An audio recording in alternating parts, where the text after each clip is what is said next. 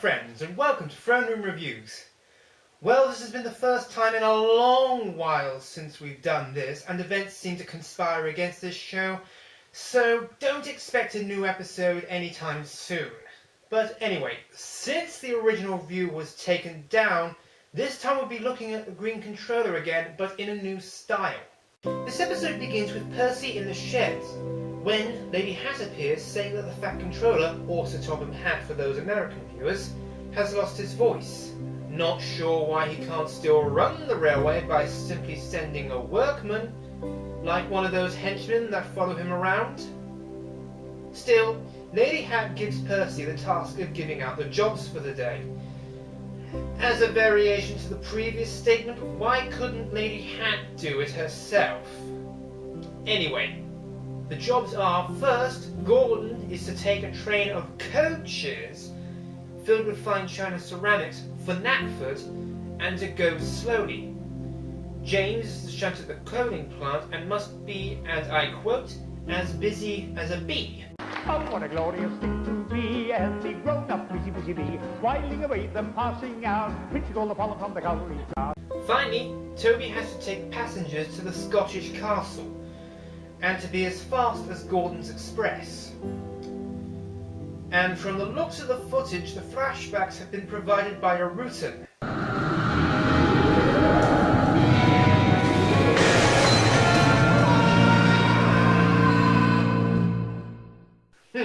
I hope some of you classic Doctor Who fans will get that reference.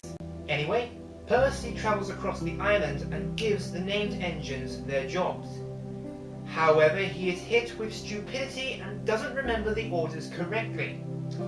Gordon has to pull slow coaches, causing Gordon for the first time to utter his soon-to-be and completely unnecessary catchphrase of, "Oh, the indignity."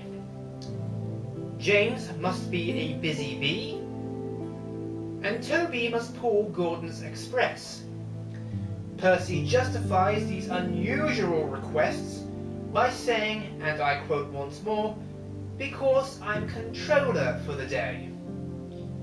Now, I can understand Toby following Percy's orders, being he's a friend and all, but Gordon and James should know better.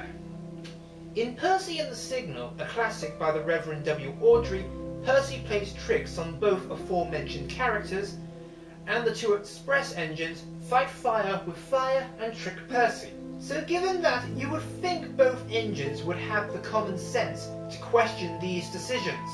Not to mention their drivers. Anyway, Percy later sees what he has wrought, and I have a number of things to say here. First, Gordon is pulling trucks, not coaches, but the script for the English dub always says he's pulling coaches. Secondly, when James arrives, we see he has been repainted, something that could not have happened in only a few hours. Thirdly, there is photographic evidence of James crashing into Gordon. It was revealed that it would happen because James did not wait for a signal and ran into Gordon, and Toby crashes into the two, causing a huge mess. But for unknown reasons, this was omitted. But still, they plan to turn James into a deadly bee weapon. Bees, my god.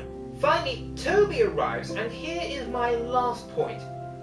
How could all the staff of the railway just go with this? Thomas soon arrives, and in a rare moment he acts responsibly and intelligently by offering to help Percy recall the proper orders. And in time, the proper orders are given out.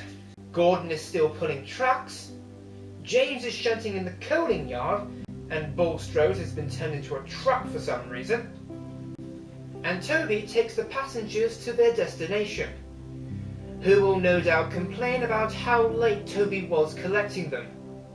The Fat Controller comes to the sheds, having regained his voice, and for some reason congratulates Percy for being a really useful engine. And here's your nightmare fuel. Forgive me, I could not resist. Anyway, like many we've seen before, this episode fails completely on a logic standpoint, And before any of you say this is only a children's show, may I ask you this?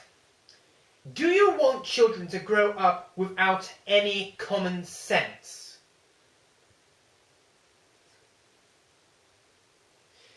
This is King William saying, hope to see you soon on another Throne Room review.